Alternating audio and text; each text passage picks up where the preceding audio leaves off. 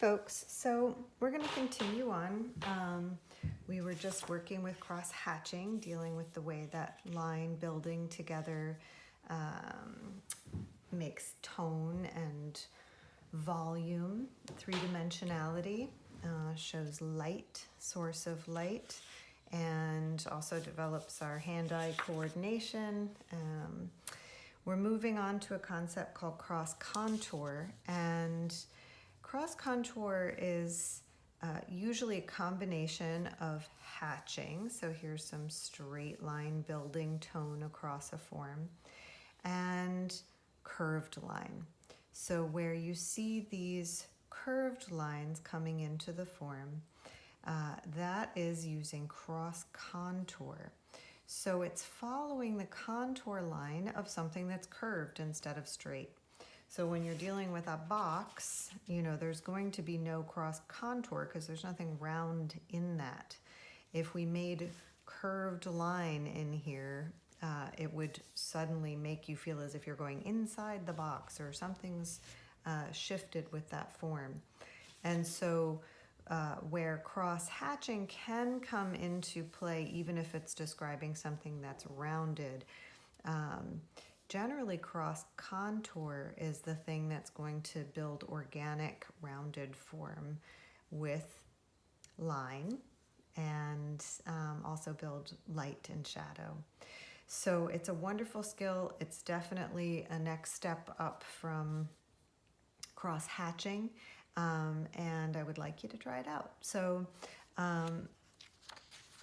to begin, you might want to think about, again, just like that cube, you might want to think about a sphere. So you can, if you want, you can use a cup to draw a circle or anything, roll a tape, whatever you got around, or you can, freehand a circle.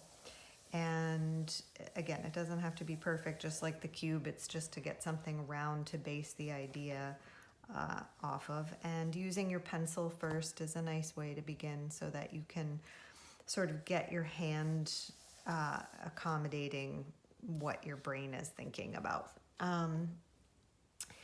With cross contour, again, on something entirely round, if we were to show this round thing with straight lines, and I'll move over to a pen so you can see it a little better. If we were to describe light coming from this direction, say, we would, if we were using hatching, we would be using that same idea of lines going across.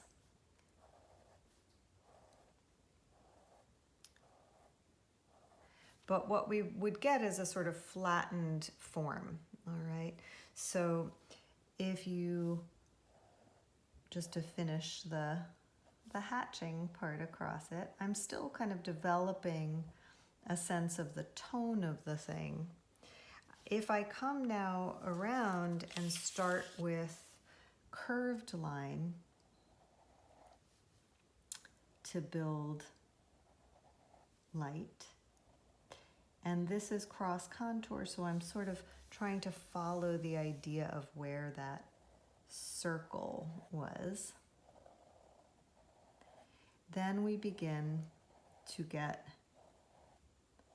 a sense of the shape of the object, the type of shape, the organic shape of the volume as well. So this is another kind of hand-eye coordination event. If you're dealing with a circle, you also, might want to think about where, when you have a sphere, there is, a light source. If it's coming from here, where does it hit as the highlight of that sphere? And if you were shading, you'd be happily, smearing around pencil and erasing and feeling more confident about that, like the last project. But here, you might want to think about, okay, if my light source is hitting from, this direction and I'm getting a highlight here, maybe the light is really emanating from that spot. So I'm going to change the light source so that it reflects, you know, if this light were coming in like this and sort of finding a highlight here, you might begin by, with your pencil, sort of imagining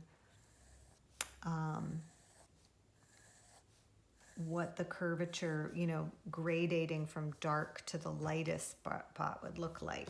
And then you can certainly erase that and kind of feel it again a few times. And, you know, say, let me see.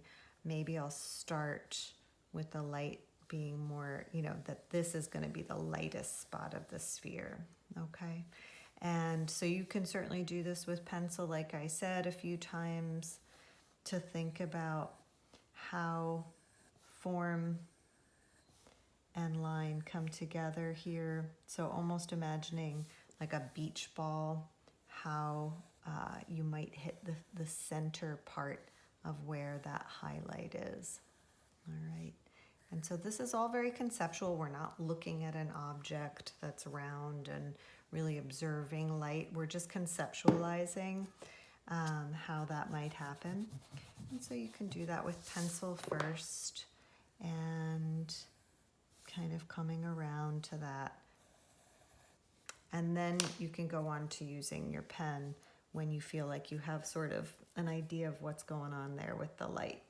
And if you want to, if you feel confident that those lines were indicating the volume of the object and the shape of the object, you can go ahead and put them in. You can adjust them. And again, just making these kind of curved lines, I recognize is not going to be easy for everybody, and I expect all different levels of looks at this. It's an advanced concept to a degree. It's not an advanced concept, but it's an advanced skill to do cross contour. And so all you can do is give it sort of your best shot, right? So then you could start to build light coming from a different direction as well, or dark. Build your dark, and maybe imagining even that there's a shadow coming off of here, if the light's here.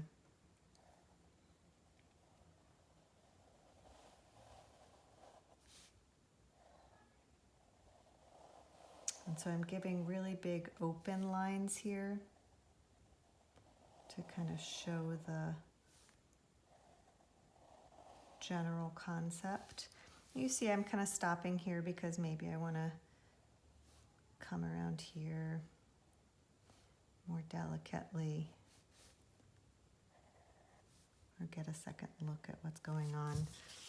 Okay, so it's almost like you're building like a metal webbing at first of form, and you know, starting to see the armature of the thing, the three-dimensionality of it. I mean, this is essentially how all of those planar structure, CGI, whatever, maybe I'm getting that wrong, but the way illustrations, computer illustrations are built is imagining, conceptualizing form in planes. And of course, there's a much more scientific way to do that.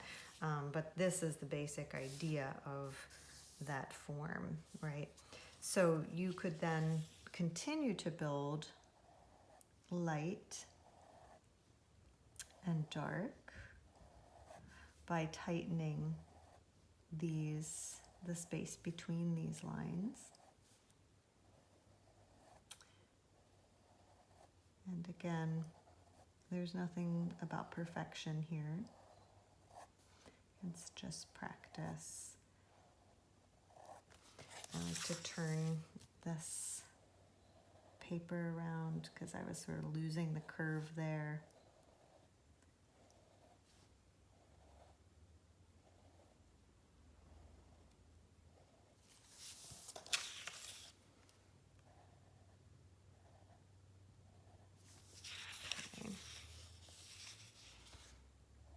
And again, feel free to kind of speed ahead here with your settings on the video.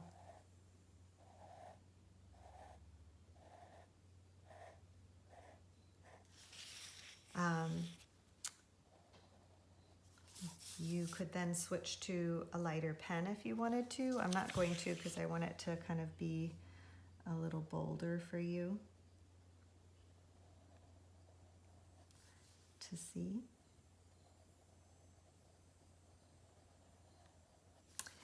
And so you're starting to see this darkness building up toward the light.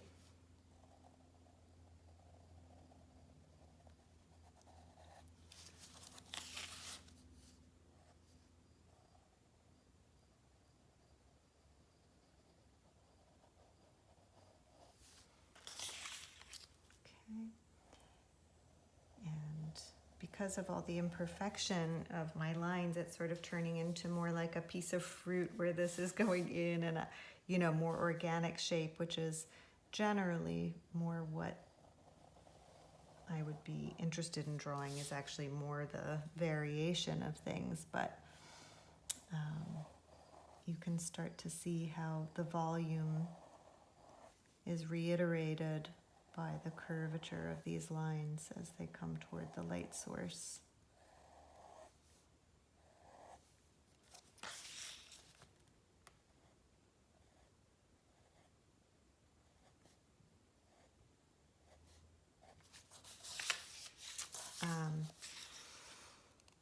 If you want to then shift to a lighter pen, you can here. You know, looking at this illustration where it's just open to light, in a lot of ways, you know, that's absolutely fine too, to leave it open to the light and not close it up. See how there's no pen light line there? And in some ways that shows a weight of line and allows it to feel lighter and lighter as where the light is hitting it rather than sort of the big thick line around the whole thing. So you can just keep going and you could build with this smaller pen. You can start to see how going across in a whole other direction might feel.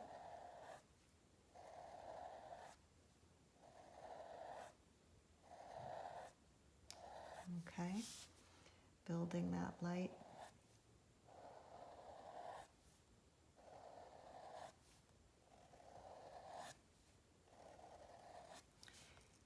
And again, it starts to become just sort of a meditation and some people's idea of fun, some people's idea of torture. So you can keep building this as far as you like to. I'm going to show you and so these are just in an effort to build that sense of understanding the concept. It can be as simple as this. You could keep building on this by coming around. You could pick, you know, make it into something where you're playing with the way light hits the interior of something. So do two practice. I say one practice here, so maybe just do one practice. I'll stick with my original because I'm giving you a lot of work. Do one practice about this size, you know, just envisioning a sphere, however you like. And then we're going to move on to what I would like you to do for your sort of final drawing, a more intense drawing. And I'll show you just a couple of examples here of some drawings that I've done where, just from life, just doodling, where you're really using sort of looser cross-hatching, cross-contour to describe. This was a big chunk of ginger, and you know, then using straight line for shadow. That in a more loose way, that's how sometimes this cross contour can present itself, as well as the cross hatching, right? In just daily sketching. Same here, you know, this is just some strange thing that came into my mind where I'm using cross hatching to build dark. I'm using just plain old hatching in some areas, going across the form just once to build tone. In other areas, I'm allowing just line, contour line, interior contour line to exist to build tone. And in other areas, I am using, the cross contour of line as well, right, to show the volume of something going around. So in real sketching, all variety of line, no line at all, some stippling even, where you're using dots to build tone can come into play. So I want to just show you those, that I don't sit around and always try and get some kind of perfect sphere. This is a master drawing, which I started out showing you. It's a beautiful drawing, and what I'd like for you to do, I'm going to give you a couple of choices here, is to do your final drawing to try and do a copy of one of these. This is choice A. You could also use one of these as an example and draw your own hand and try and use the light and dark of your own hand to use the process but not copy. So it's if you like to copy, or if you find like that would be easier, then you can draw this. I'm even okay with you trying to trace this onto your paper if you can hold it up to a window, or if you have a tracing a light box available to you. Just getting this contour out and then practicing along with the lines that they have here, that this master drawing indicates, right? You would get cross hatching here and then seeing what cross contour does here. This is cross contour, it's going along. So even just by my mimicking these lines first, and then if I were going to my drawing, your hand and your eye starts to understand it better than just looking at it. So for your first choice, you could draw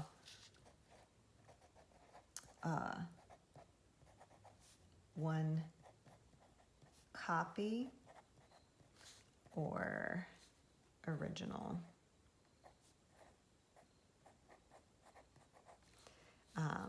Hand. Okay. And I'll write this down, but that's, you could choose one of these. If you're just like, I'm in love, I'm going to do this, do more. Do one of your hand, do one of these. Always more is going to get you further.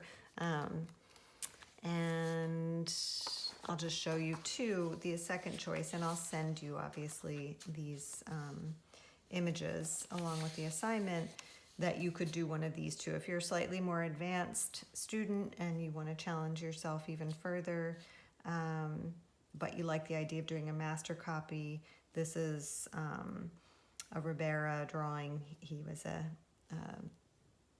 amazing painter and drawer. So I did this, earlier demo. So this is this. You could do this kind of crazy warts and things.